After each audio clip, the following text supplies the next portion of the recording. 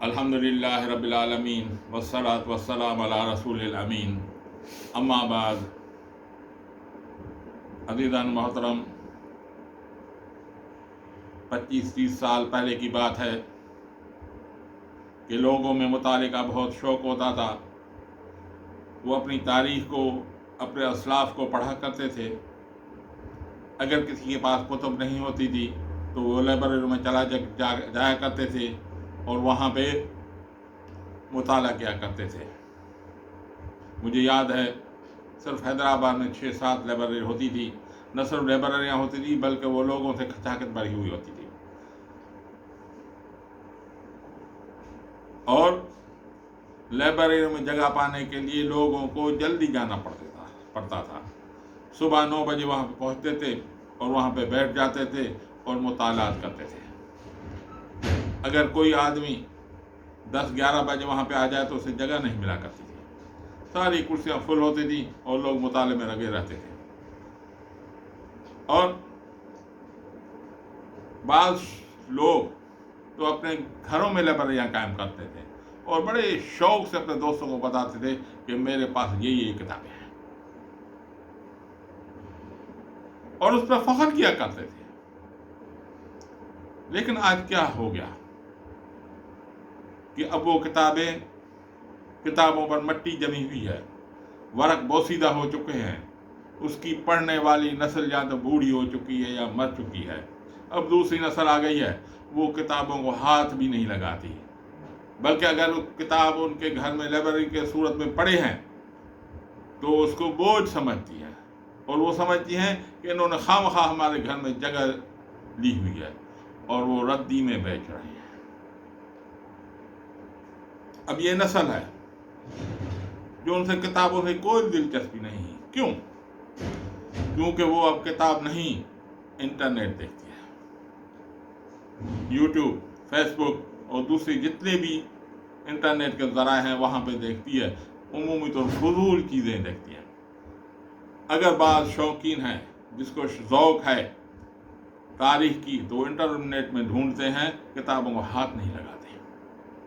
اب یہ نسل ہے، اس کے بعد دوسری نسل آ جائے گی، وہ کیا کرے گی، انٹرنیٹ میں کیسے جائے گی، اس کا تو پتہ ہی نہیں ہے۔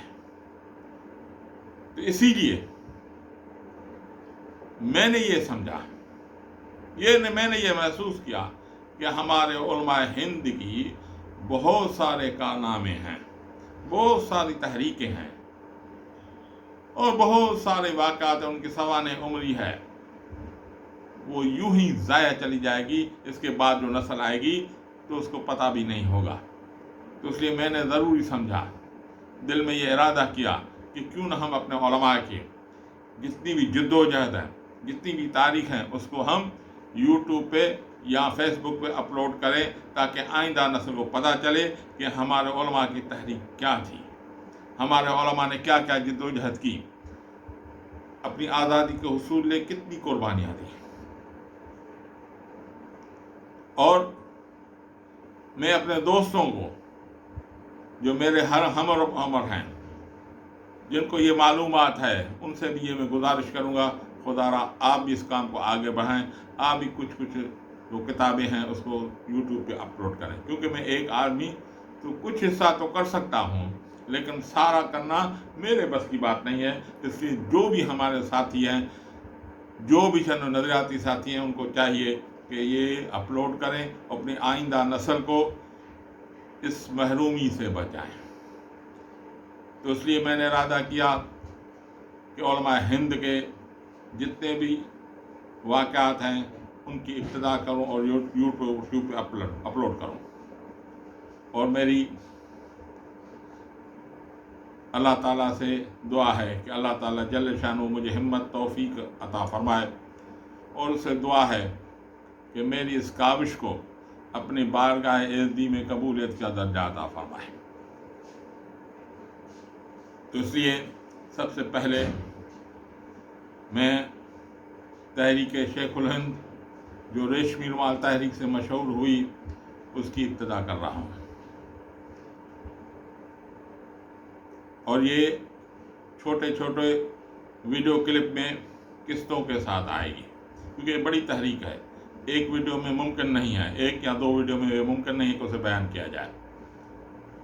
اس لیے آج جو ہم ابتدا کر رہے ہیں تحریک شیخ الہند کی تعارف کے ساتھ، کہ اس کا تعارف کیا جائے، اس کے بعد اس تحریک کی تفصیل بیان کی جائے گی۔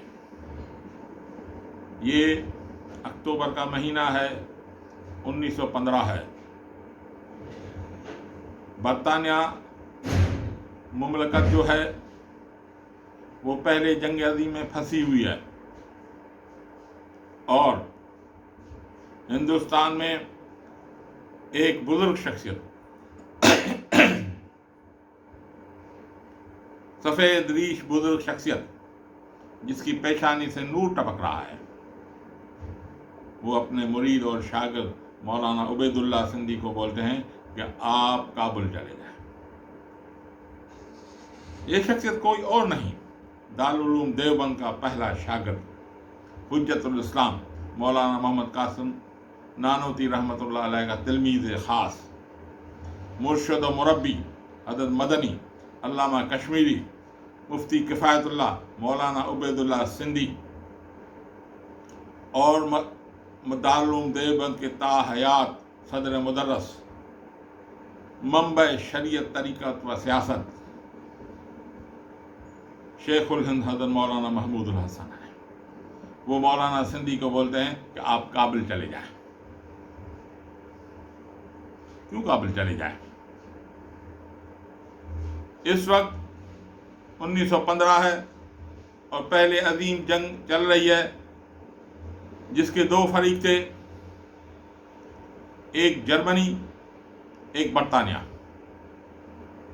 جرمنی کا حلیف، اس کا جو ساتھی ہے وہ ترکی ہے، جو سلطنت عثمانیہ سے ان کے نام سے مشہور ہے، اور مسلمانوں کی یہ بڑی سلطنت تھی۔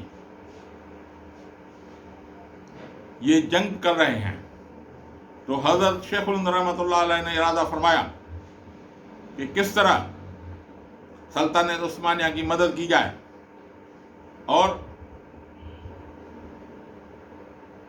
برطانیہ کو شکست ہمکنہ کیا جائے۔ اس لیے آپ نے یہ پروگرام بنایا کہ افغانستان جو ہندوستان کے قریب ہے، وہ ابھی اس جنگ میں شریک نہیں ہوا تھا، تو اس کو آمادہ کیا جائے کہ وہ ہندوستان پہ حملہ کر دے، اور قبائلی علاقوں میں شورش پیدا کی جائے اور برطانیہ پہ اندرون ملک میں حملے کیے جائیں۔ اور جب افغانستان حملہ کرے تو ترکی کو اس پر آمادہ کیا جائے کہ وہ افغانستان کے لیے 1,00,000 فوج کی کمک پہنچائے جو اس کی مدد کرے۔ اس طرح ہندوستان میں جب برطانیہ پہ حملے ہو جائیں گے تو برطانیہ کمزور ہو جائے گا اور وہ شکست کھا جائے گا۔ اسی لیے مولانا شیخ الہند رحمۃ اللہ علیہ مولانا عبید اللہ سندھی سے فرماتے ہیں کہ آپ کابل چل جائیں، اور بالآخر حضرت سندھی رحمۃ اللہ علیہ 15 دسمبر 1915 کے کابل کی افغانستان کی حدود میں داخل ہو گئے۔ جیسے حضرت شیخ الہند کو معلوم ہوا کہ مولانا سندھی افغانستان چلے گئے ہیں تو آپ ایک دم سے یہاں سے حرمین شریفین چلے گئے جو ترکی کی حدود میں تھے، ترکی کے زیر نگرانی تھے، تاکہ وہ وہاں پہ پہنچ کر اس کو آمادہ کرے۔ اسی طرح علماء کرام کی جدوجہد شروع ہوئی۔ یہ بات یاد رکھنی چاہیے کہ اس تحریک کو ریشمی رومال تحریک سے مشہور ہوا، اور اس میں ریشمی خطوط لکھے گئے، ریشمی کپڑے پر خطوط لکھ کر بھیجے گئے، اور وہ خطوط پکڑے گئے اور انگریز گورنمنٹ کو پہنچ بھی گئے، اور لوگ یہ سمجھتے ہیں کہ یہ تحریک ناکام ہو گئی۔ نہیں، ناکام نہیں ہوئی تھی، بلکہ اس جد و جہد میں انگریزوں کو اتنا کمزور کر دیا کہ وہ اپنی سلامتی باقی نہ رکھ سکے۔ اس جد و جہد کے اثرات نکلے اور انگریز سامراج ٹکڑا ٹکڑا ہوتا چلا گیا، یہاں تک کہ وہ برطانیہ جس کی سرزمین پہ کبھی سورج غروب نہیں ہوا کرتا تھا، اس جدوجہد کی وجہ سے ایسے جزیرے میں بند ہو گیا جہاں اسے اب سورج دیکھنا بھی نصیب نہیں ہوتا۔ علماء کرام کی جتنی بھی جدوجہد ہیں حالانکہ بظاہر لگتی ہیں کہ وہ ناکام ہو گئے، لیکن وہ ناکام نہیں ہوا کرتی، اس کے اثرات ہوتے ہیں۔ تو عزیزان محترم، یہ مختصر تعارف تھا تحریک ریشمی رومال کا۔ آئندہ انشاءاللہ تعالی مختلف قسطوں میں اس کو بیان کیا جائے گا تفصیلی طور پر۔ دعا ہے کہ اللہ تعالیٰ جل شانہ اس جدوجہد کو میرے لیے باعث نجات بنائے۔ وما علینا الا البلاغ المبین۔